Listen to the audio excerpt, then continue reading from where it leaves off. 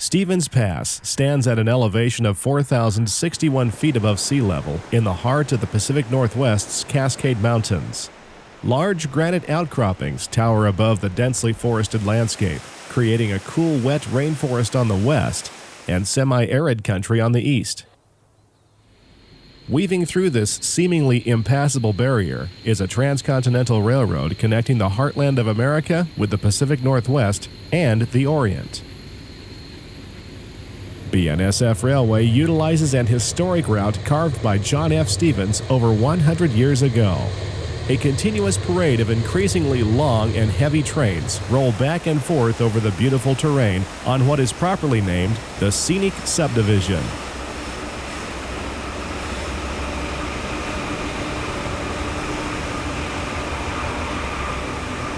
Seven Idea Productions traveled to Washington State in May of 2010 to give you an idea of what you will find along this former route of the Great Northern.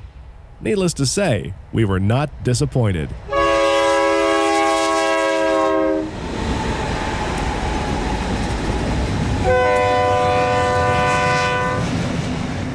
Witness long, stacked trains crossing beautiful mountain streams.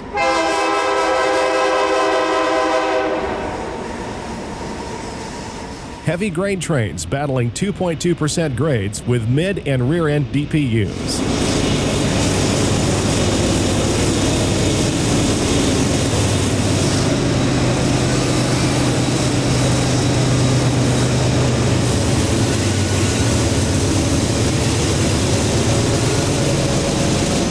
Amtrak's Empire Builder passing small farms.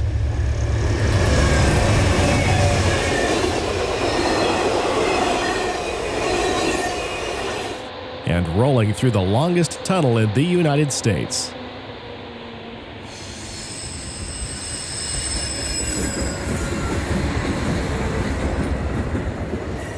Join us now for Stevens Pass, BNSF Railway's Scenic Subdivision.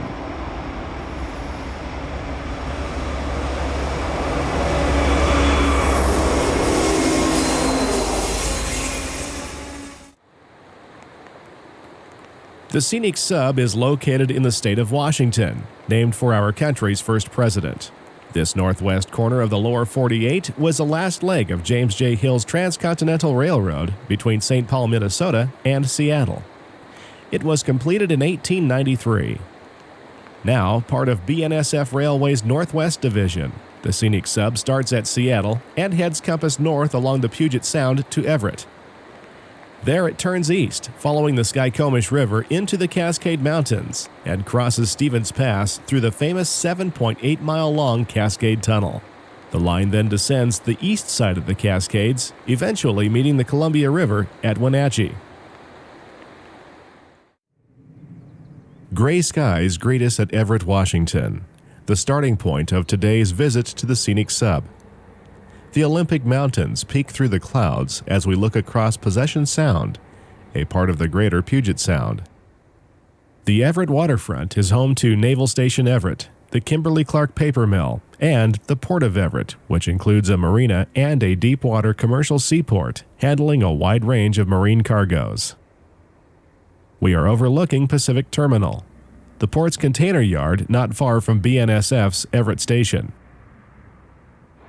A reach stacker loads an overseas container onto a truck, then hurries about the 9-acre yard.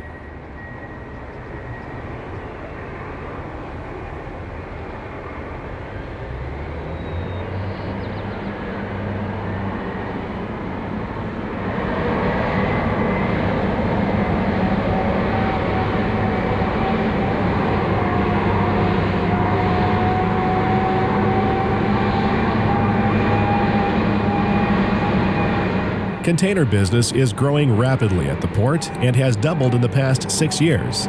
Everything from appliances and aerospace parts to toys and frozen foods are transported in containers.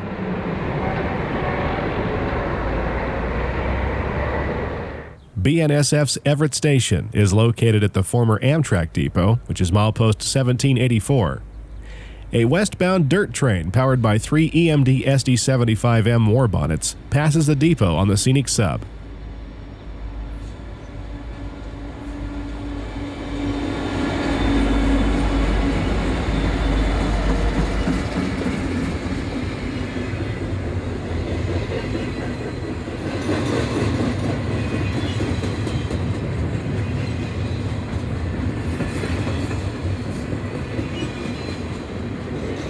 The train is hauling contaminated soil from Skykomish to the Roosevelt landfill along the Columbia River east of Wishram. It is part of a massive cleanup operation going on in Skykomish. From the old depot, we get a closer view of the loaded container ship moored at Pacific Terminal. This is a Santiago, sailing under the Marshall Islands flag for Westwood Shipping. It is 98 feet wide and 570 feet long. Its dead weight is over 32,000 tons. Westwood Shipping is a trans-Pacific carrier between North America and the Orient. Their roots go back to the early Weyerhaeuser Timber Company, who launched an ocean shipping operation in 1923.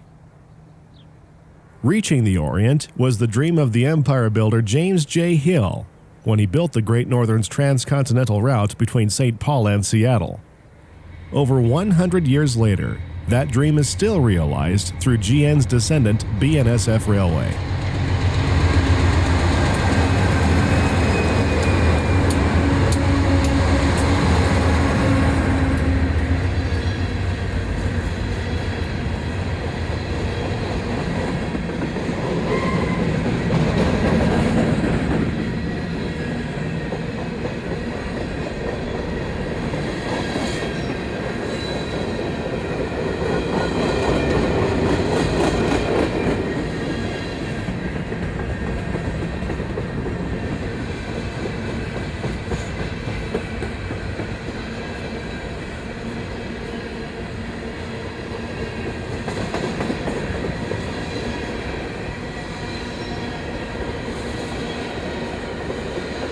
As the train rolls through Everett, let's turn east along the Scenic Subdivision. The new Everett station was opened in 2002 and is an important transportation hub, serving Amtrak's Empire Builder between Chicago and Seattle, the Cascades between Vancouver, BC and Eugene, Oregon, and Sounder commuter trains, as well as bus service. Moving just east of the station to Lowell, we catch an eastbound MEVE SPO, a daily Everett to Spokane manifest train. As you will soon see, intermodal trains make up a good portion of traffic on the Scenic Sub, so we make it a point to document this train as well as its counterpart, the MSPO EVE. 5 GE C44-9Ws power today's train. Although BNSF has an expanding fleet of GE's newer Evolution Series units, the Dash 9 still appears to be the power of choice on the Scenic Sub.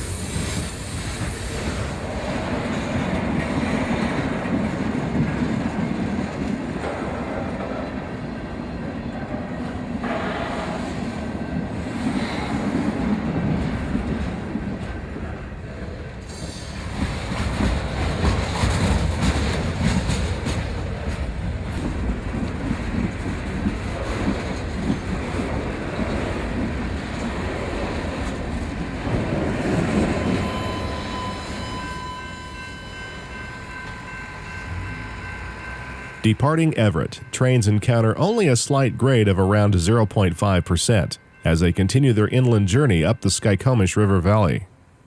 Later on, however, the grade will stiffen as trains do battle with the Cascade Mountains. Eastbound double stacks race past the 11,988-foot siding at Monroe, milepost 1768.6.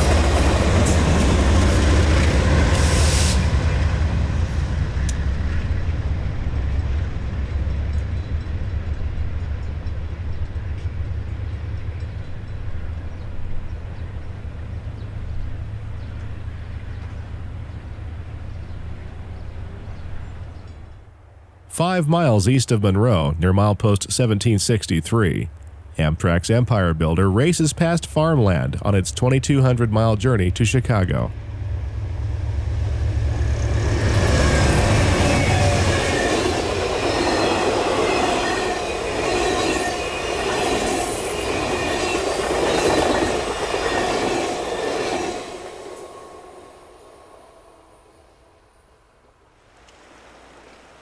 The Skykomish River steadily flows westward out of the Cascades. It contributes to the Snohomish River near Monroe, which empties into the Puget Sound at Everett. Also referred to as Sky River or the Sky, this waterway presents the route the railroad will follow as it heads into the mountains and up to Stevens Pass. The lights of an approaching Chicago-bound stack train seem unusually warm on a dark, hazy afternoon at Goldbar, near mile marker 1756. The train is taking the 10,244-foot siding to meet a westbound and will need a good portion of that track to fit.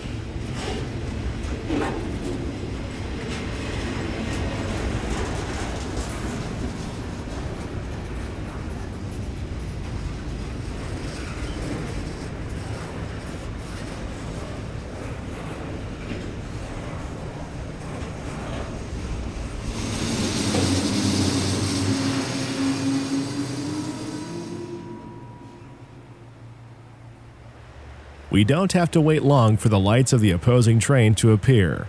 More containers heading west pass on the main at 50 miles per hour.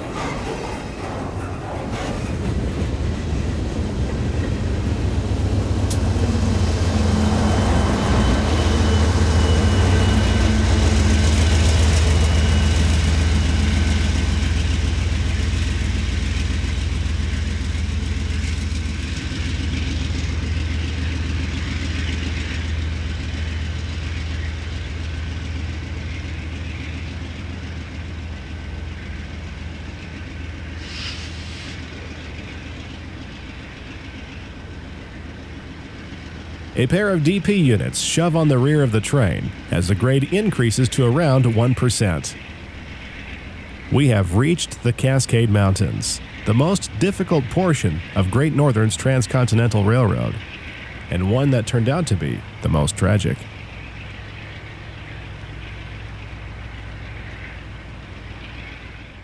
East of Goldbar, the line crosses the Skykomish River on a bridge built in 1962. Piers from the old original bridge are still standing today.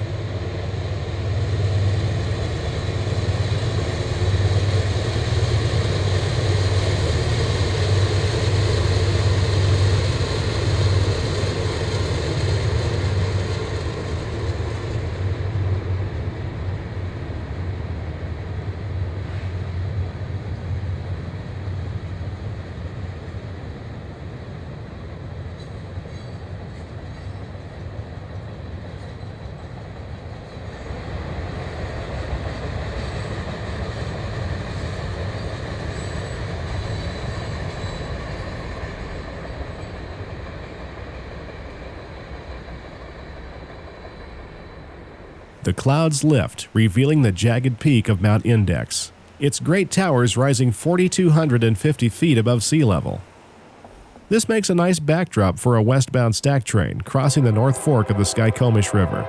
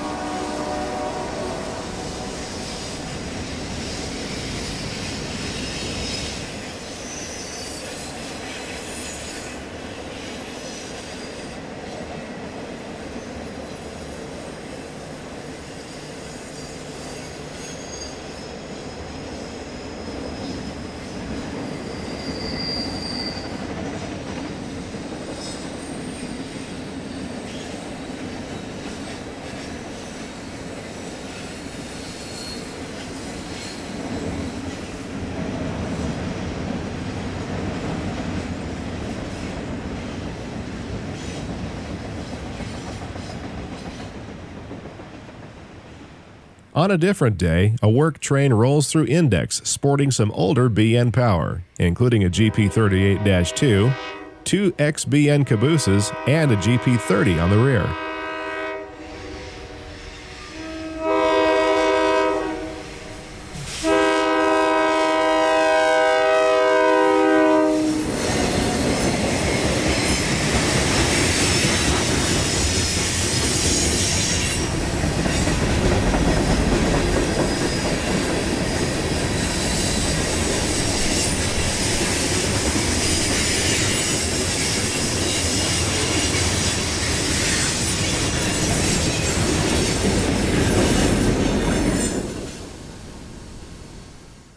Besides intermodal traffic, grain trains make an appearance on Stevens Pass, with loads heading west for export and empties returning east. At West Bering, a heavy grainer running with distributed power in a 3x3x2 configuration shakes the ground as it passes the camera.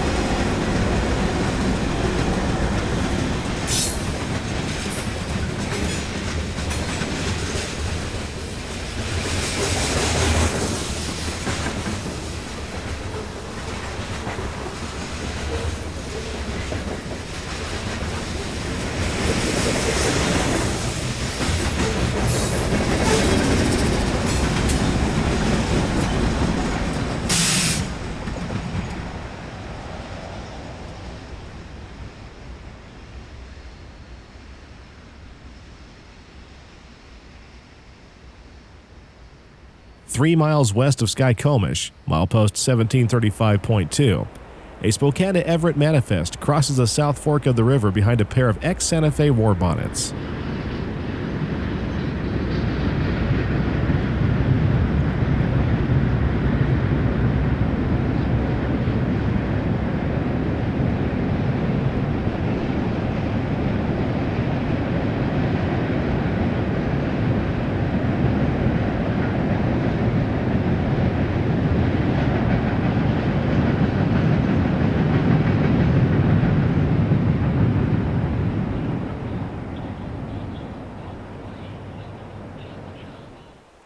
A large cleanup effort is underway at Skykomish, as oil-saturated soil is removed from an old GN refueling yard which closed over 3 decades ago.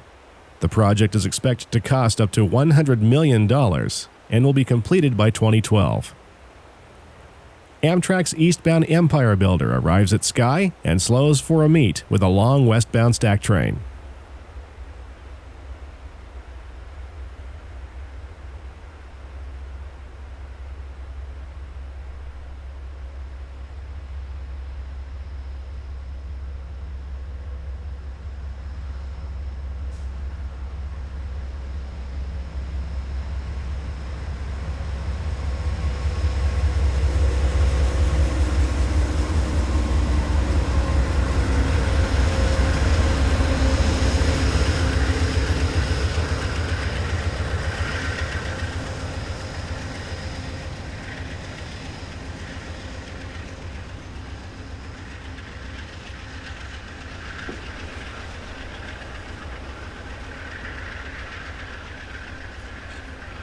Skykomish has a long history as a railroad town, serving the Great Northern Railway.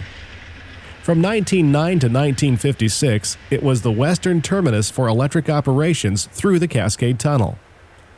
Electric locomotives were added to trains at this location. This helped prevent asphyxiation from smoke inside the original 2.6-mile tunnel, and later the new Cascade Tunnel, which is 8 miles long.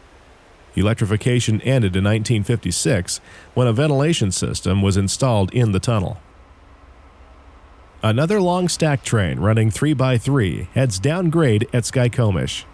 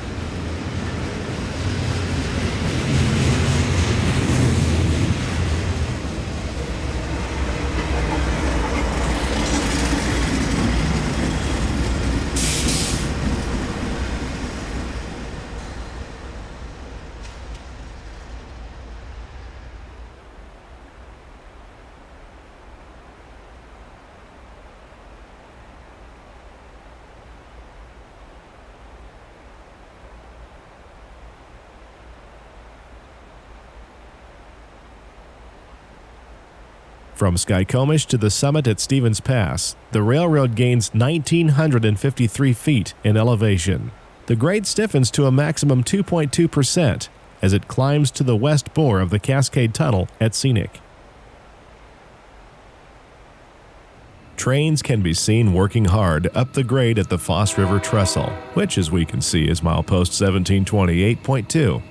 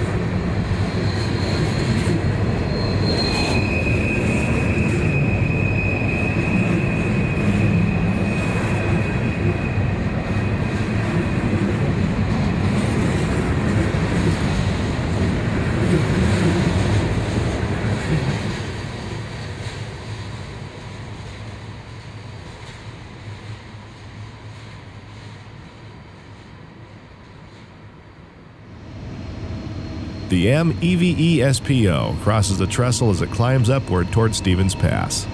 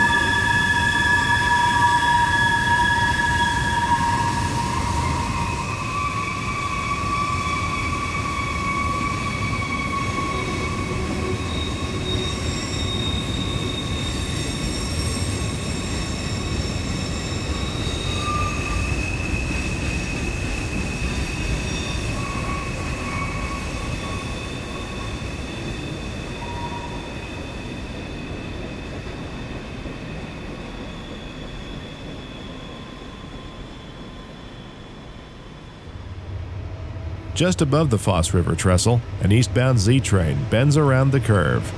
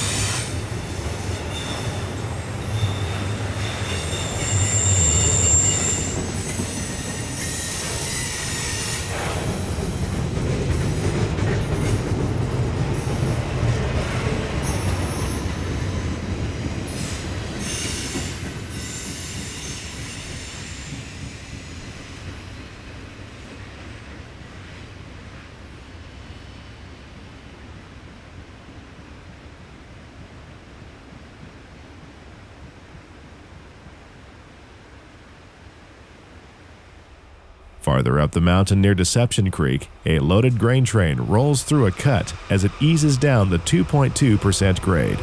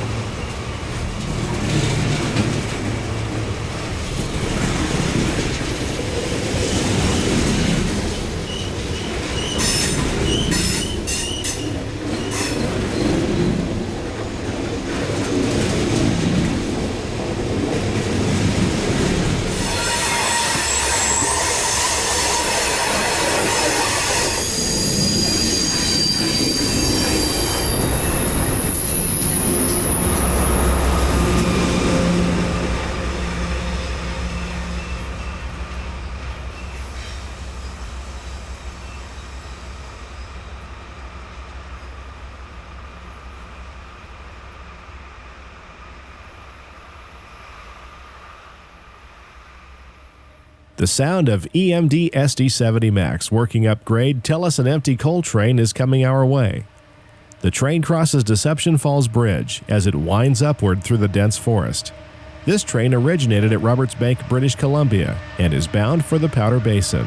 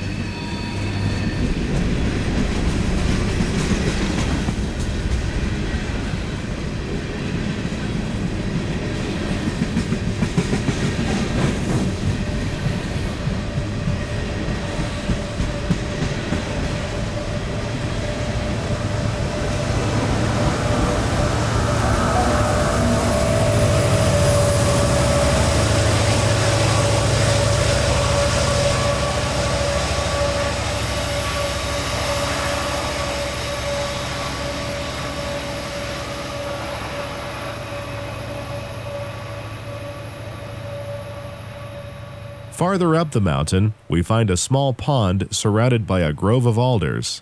This is near the east switch at Scenic, the last siding on the west side of the Cascades. Another stack train glides down grade on its way west.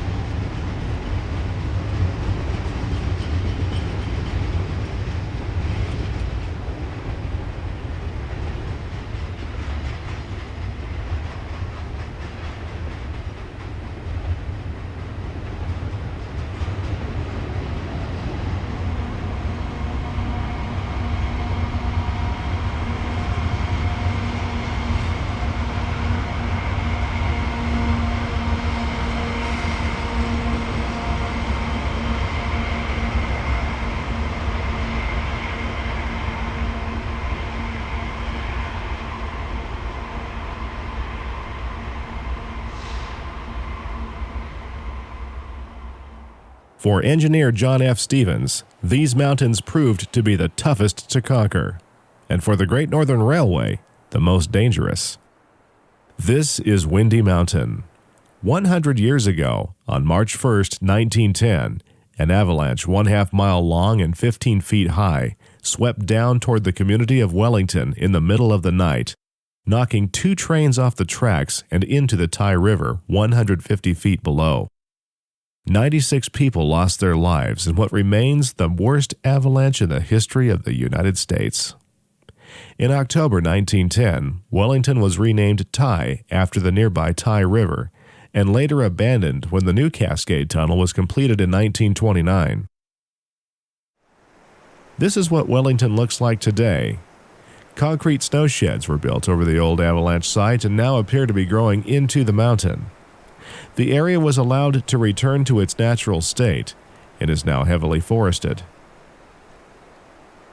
The buildings are long gone, and Wellington is but a ghost town.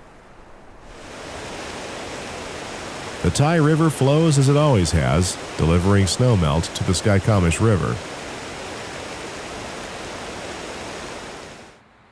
Trains still travel over Stevens Pass, but now they use a shorter and much safer route via the new Cascade Tunnel, a 7.8-mile straight bore through the mountains. The newer summit is 501 feet lower in elevation than the original Cascade Tunnel, whose west bore was at Wellington. A Chicago to Seattle Z train exits the tunnel as it approaches Scenic.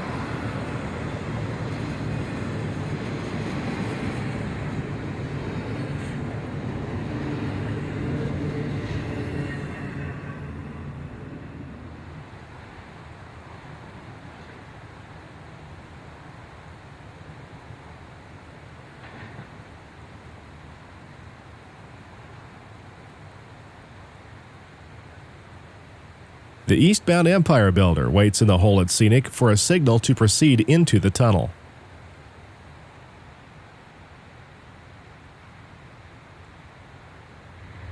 Soon Amtrak number 8 gets a green and prepares to make the 7.8-mile journey under the mountains through the longest tunnel in the United States.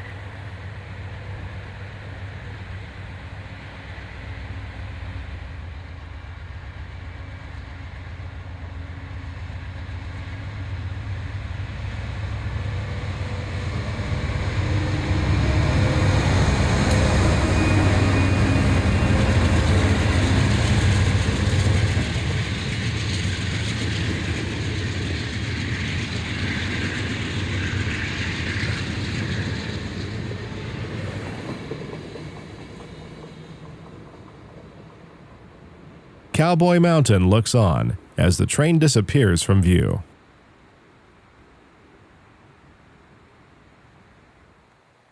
The east end of Cascade Tunnel contains a ventilation system to flush smoke and fumes out of the tunnel.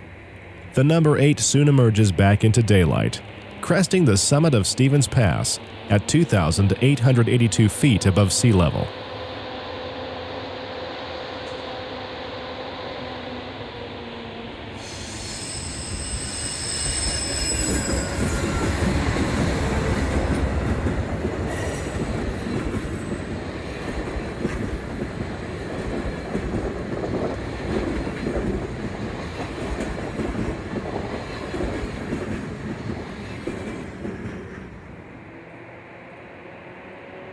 After the train clears the east bore, the door closes and the ventilation fans power up to clear smoke from the tunnel.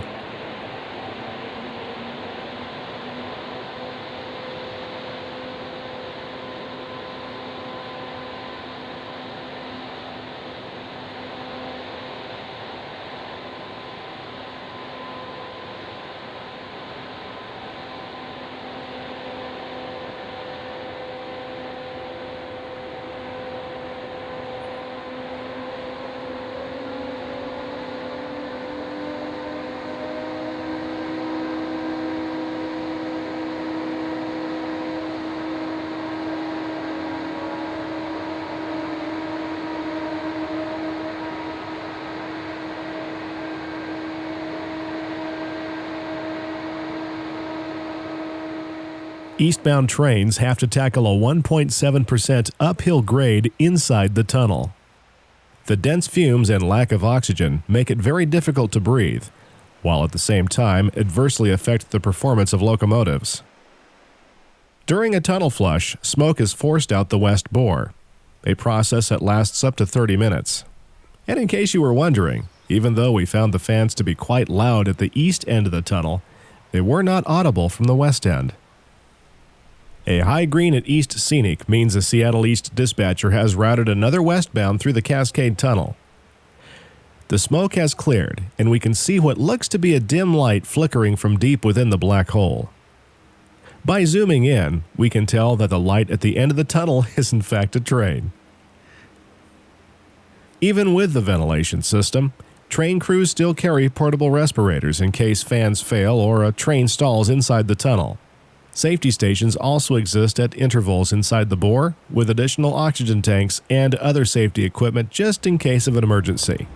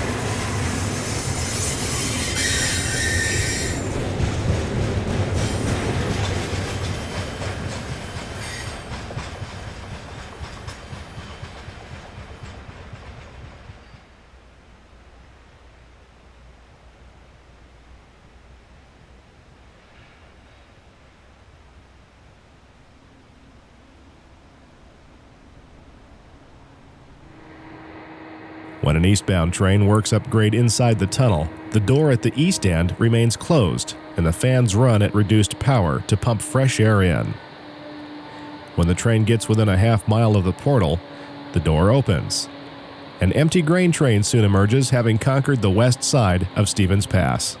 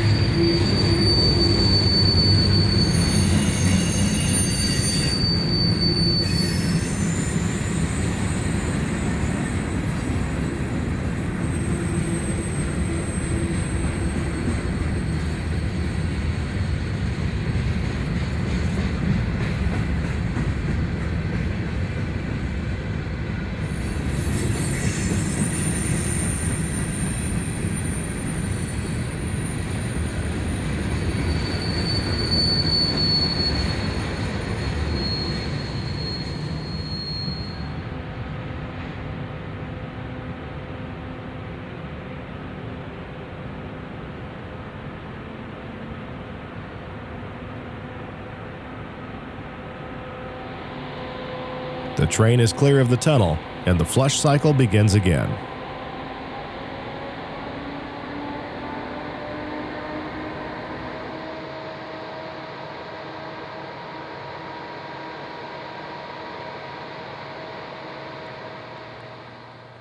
It's a dark, rainy night at the west bore of the Cascade Tunnel.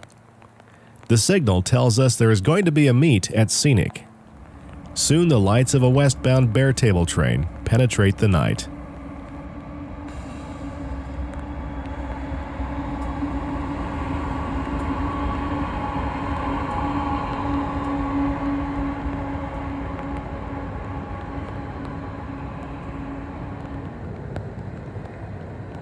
The headlight of an eastbound double-stack train waiting in the hole illuminates the empty stack wells.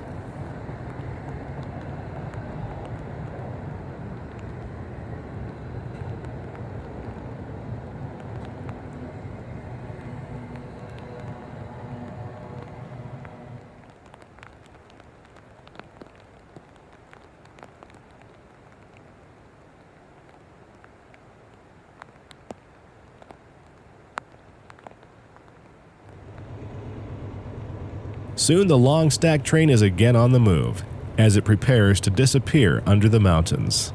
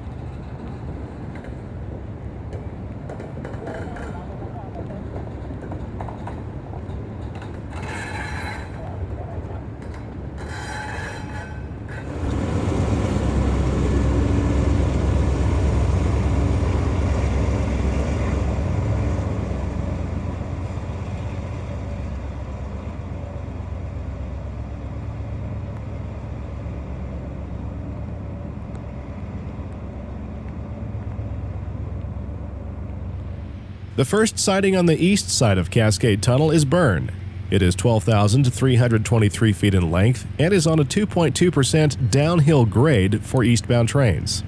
The rear of this stack train is still exiting the tunnel a mile away as the head end reaches the west switch of Berne.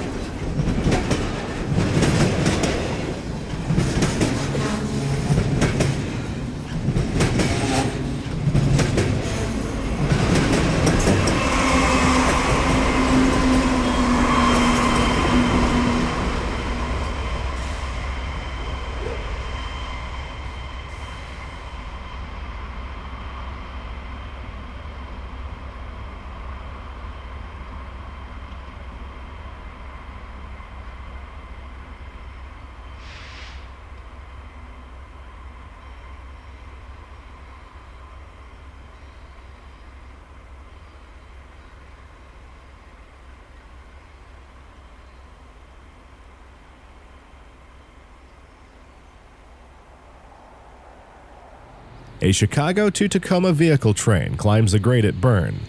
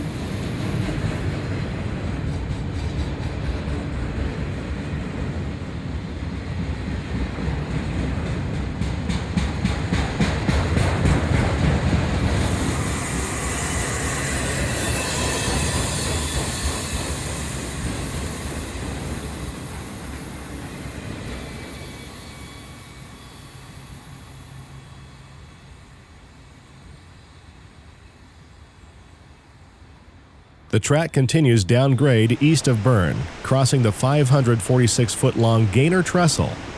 A westbound works upgrade.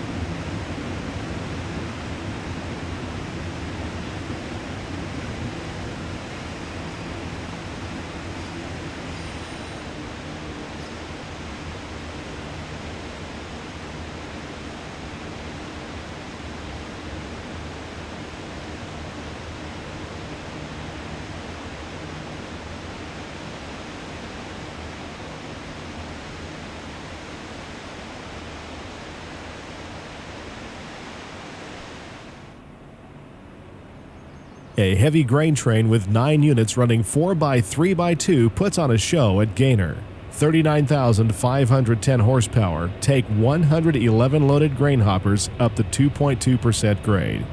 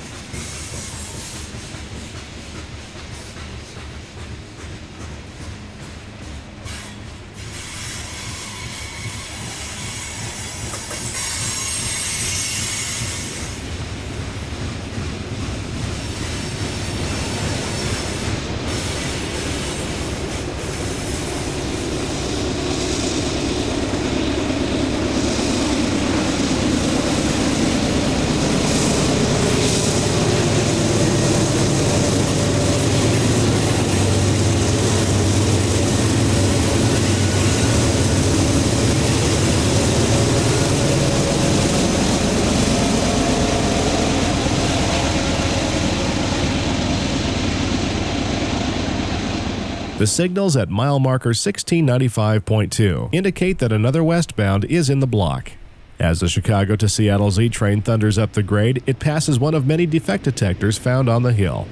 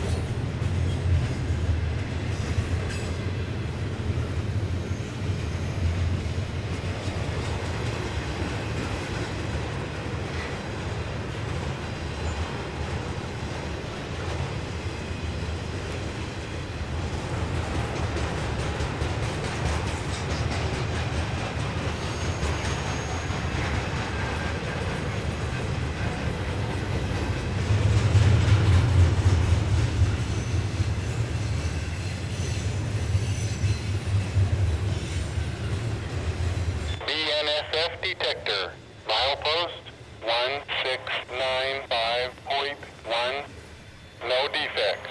Repeat, no defects. Detector out. Moving a mile down the mountain, we spot a Tacoma to Chicago K train rolling down grade along White Pine Creek.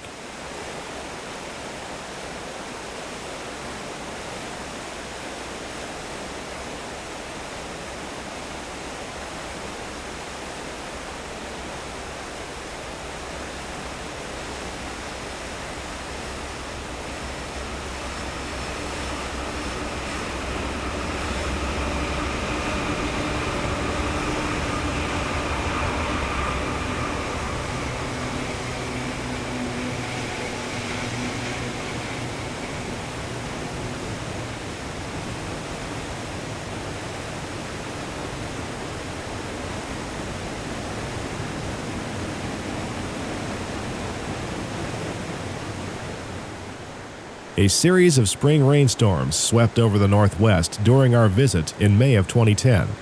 This made for a soggy trip, yet it seemed to enhance the experience of Washington's Cascades. The bridge over White Pine Creek is mile marker 1694.1. BNSF is fleeting 3 westbounds past our location. We set up on the north side of the main to catch the first.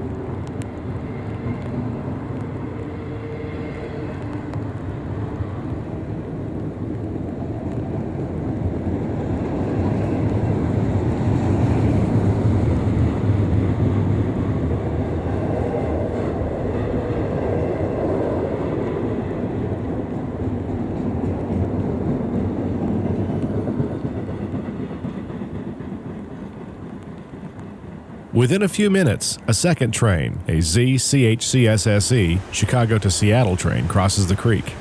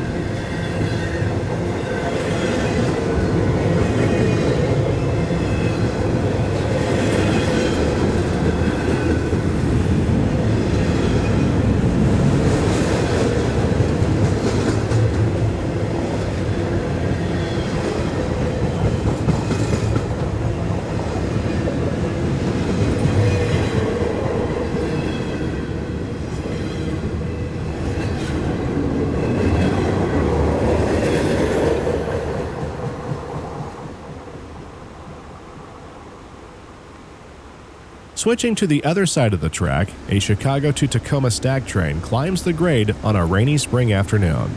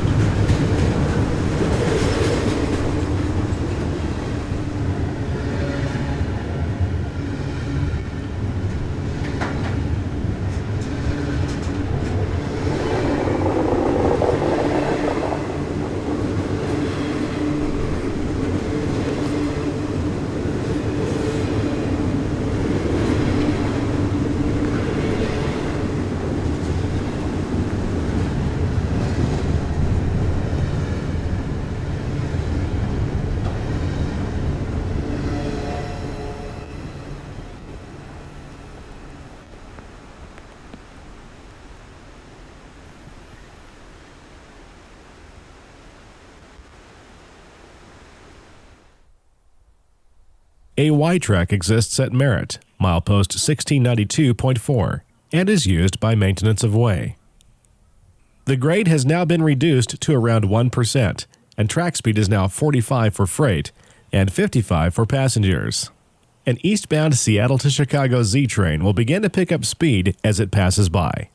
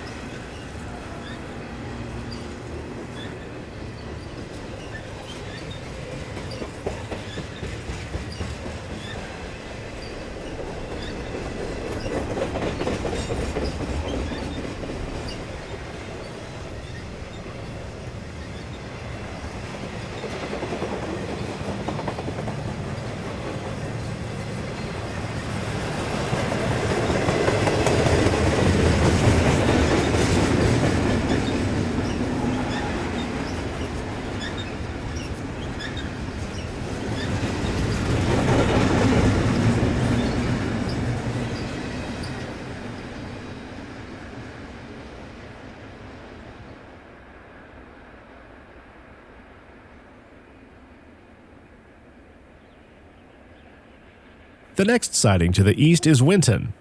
another Seattle to Chicago Z train rolls by at track speed.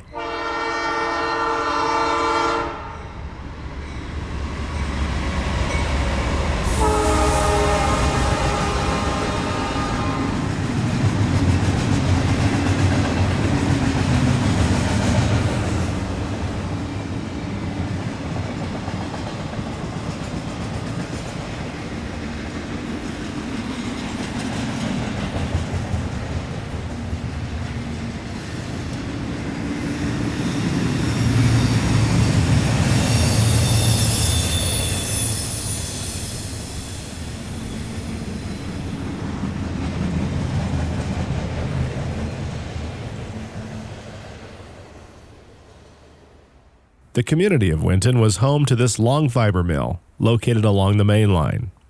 The mill is now closed, and Winton is now just another siding on BNSF's Scenic Sub. An eastbound stack train running 3x3 passes the silent mill.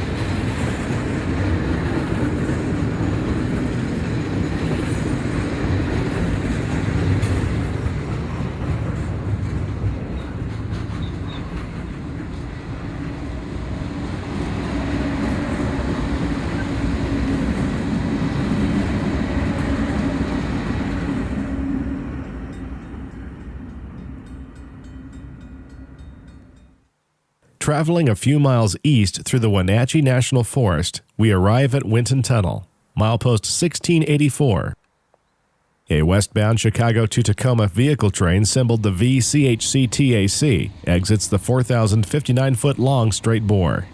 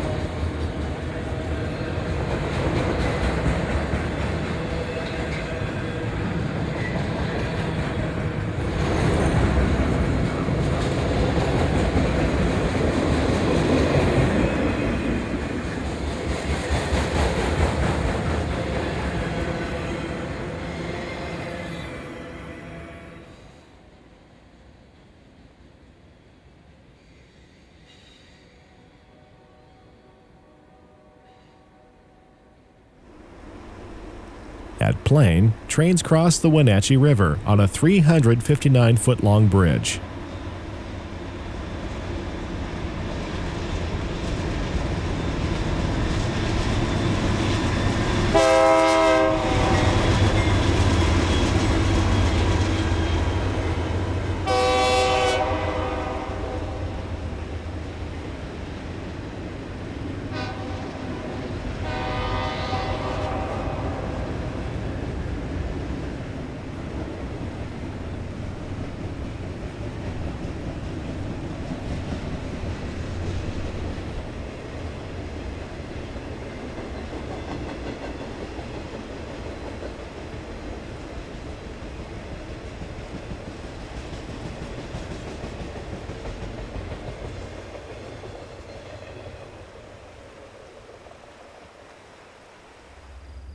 North of Leavenworth, The line parallels Chumstick Road. Icicle Ridge rises up behind a westbound.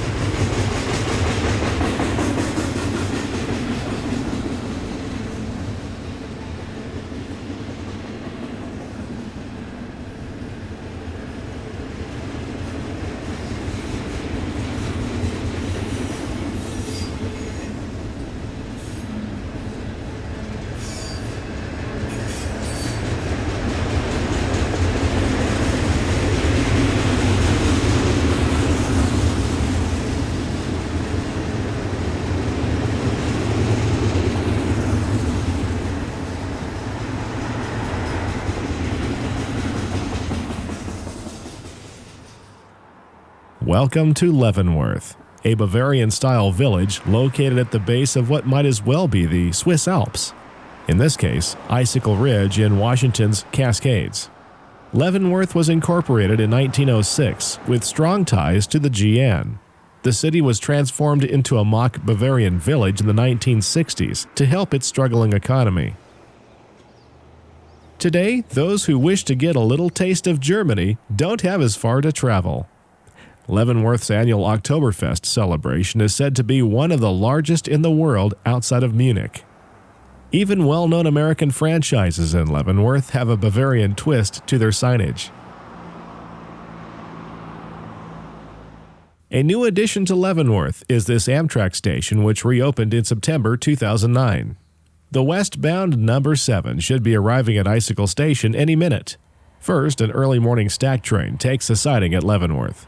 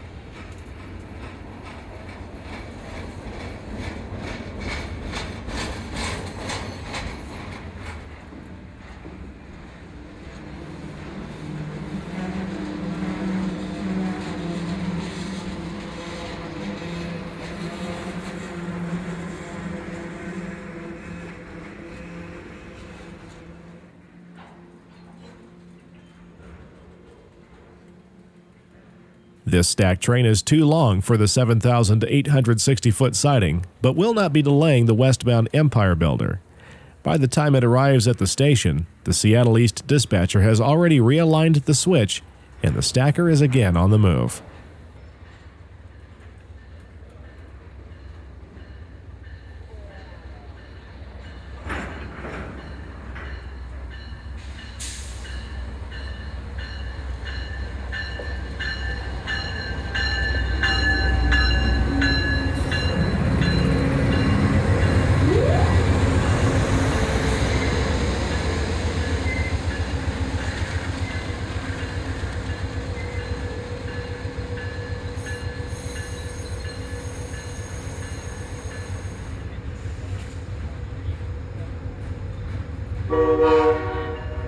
After a quick stop, Amtrak 7 continues west towards Stevens Pass.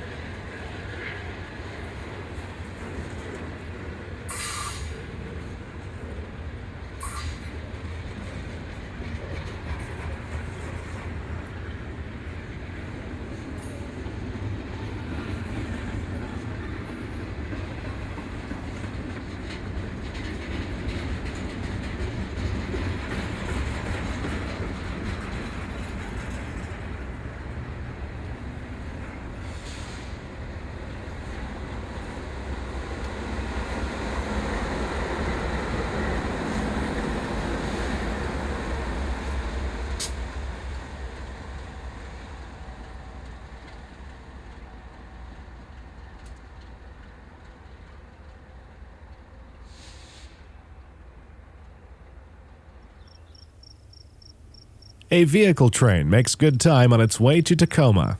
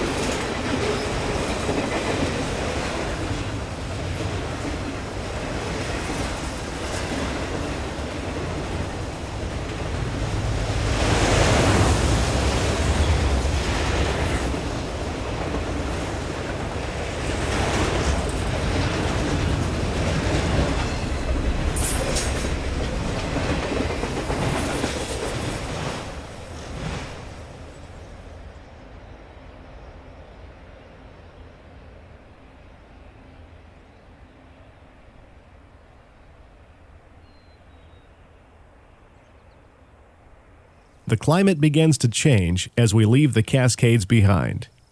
Dense mountain forests open into little valleys abounding with orchards. Washington is a leading producer of apples in the U.S., with over 58% of the market in 2004. Washington also leads the nation in the production of sweet cherries, grapes, raspberries, and other produce. West of Dryden, a Chicago to Seattle Z train rounds a curve along the Wenatchee River as the sun breaks through the clouds.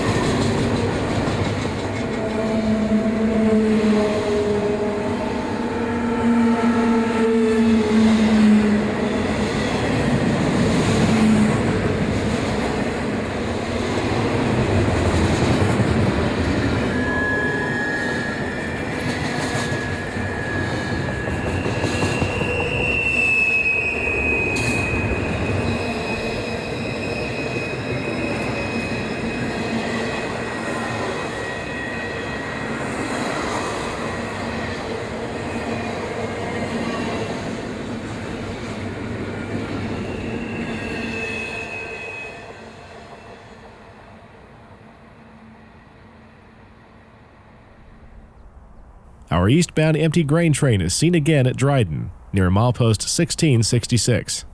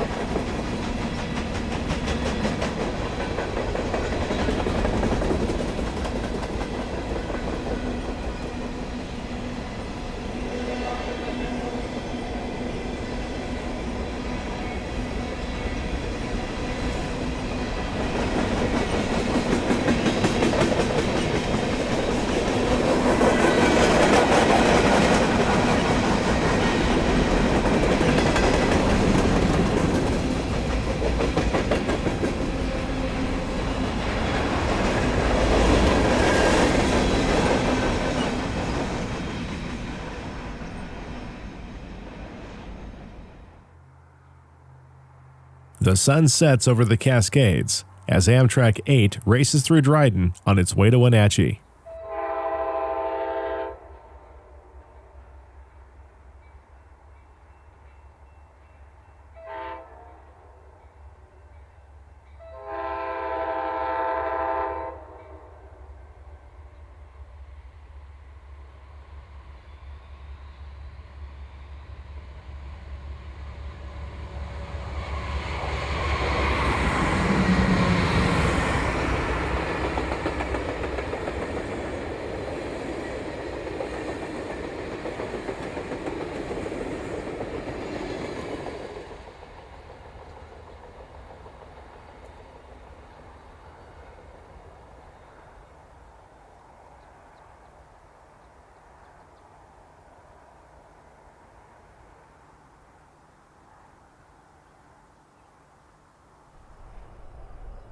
We catch up with the empty coal train again at Dryden in the late afternoon. A pair of SD70 Max are a nice change from the ubiquitous Dash 9.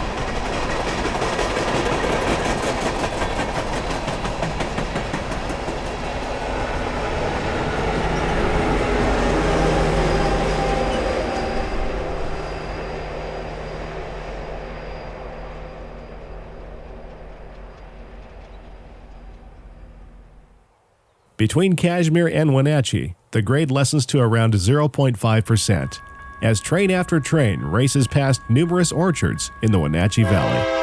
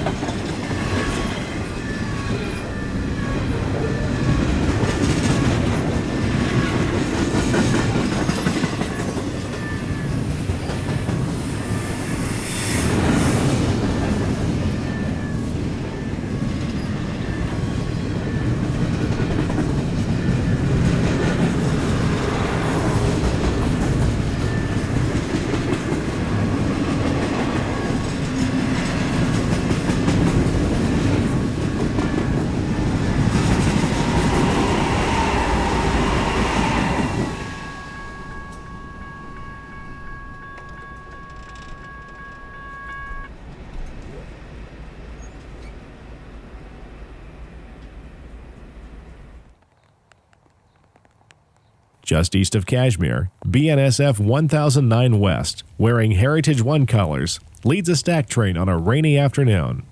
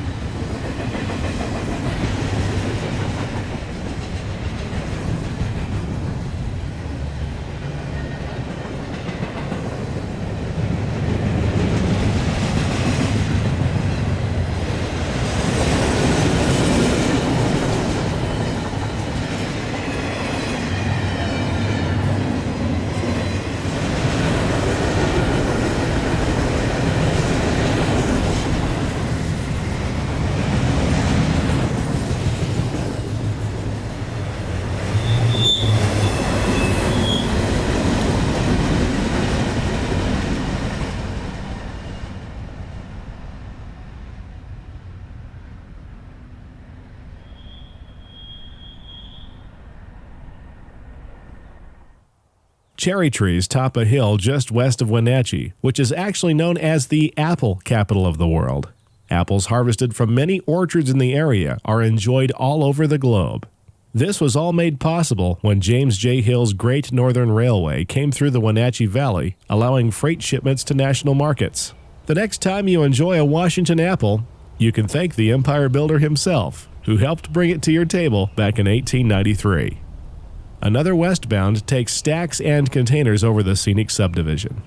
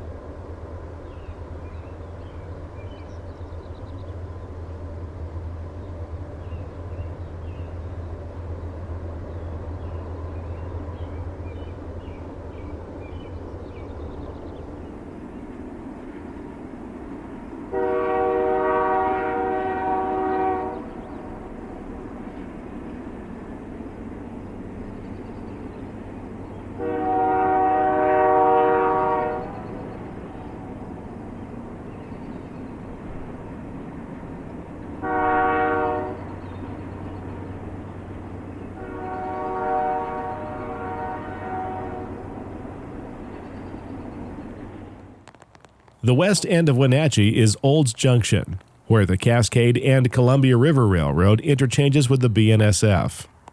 Owned by Rail America, the CSCD operates over the former GNWO branch line between Wenatchee and Oroville, Washington.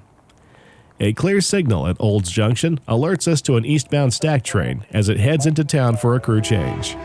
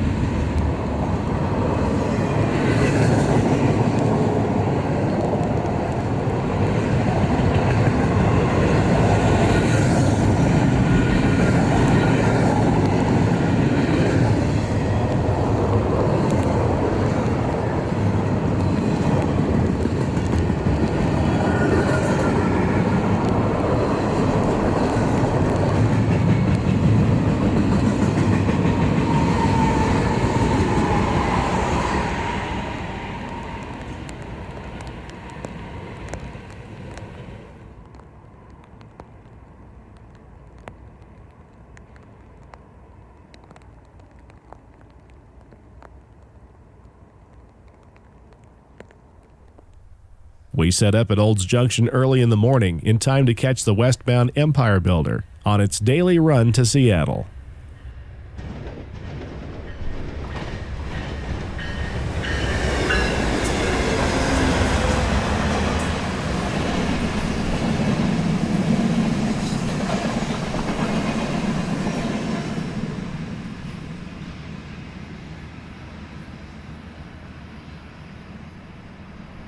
The eastbound empty grain train we first caught at the start of our program is arriving at the crew change point at Wenatchee after completing its run over Stevens Pass.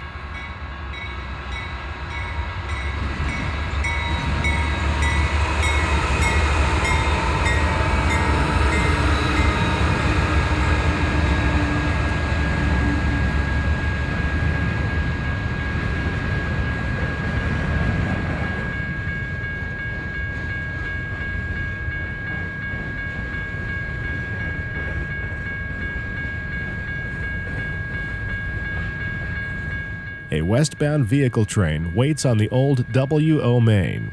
It will depart as soon as the grain train clears up.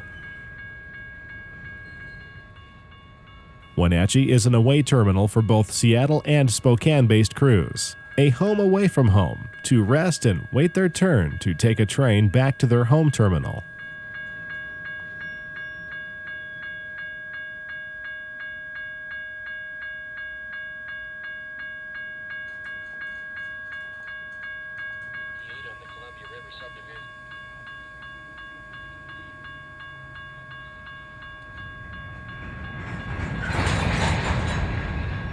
With a fresh crew on board, the train soon departs for a trip over the Columbia River Sub to Spokane.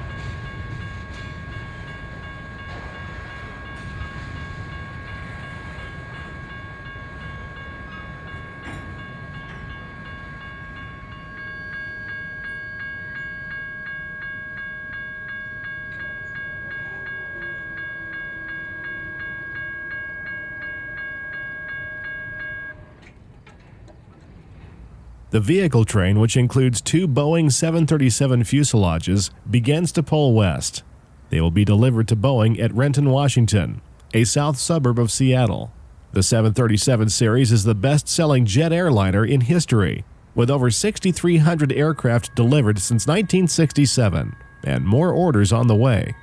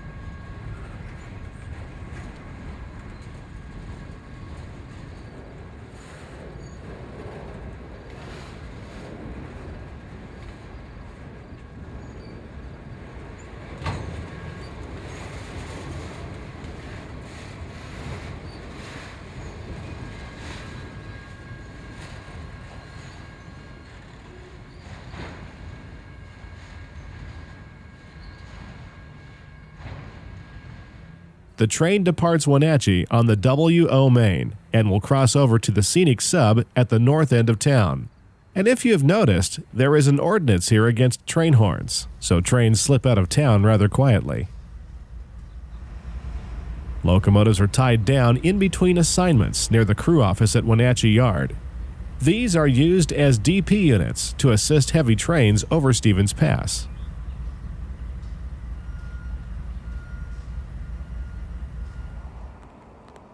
From a bluff overlooking South Wenatchee, we get a view of BNSF's Appleyard, located along the Columbia River.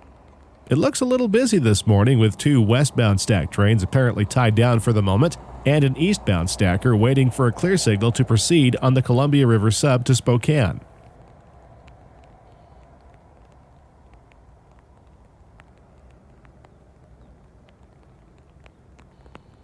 A third westbound slowly makes its way into the yard, while a crew hauler rushes out to meet the new arrival, which apparently won't be here very long. It's continuing west with a fresh crew, soon to be followed by the other 2 stack trains.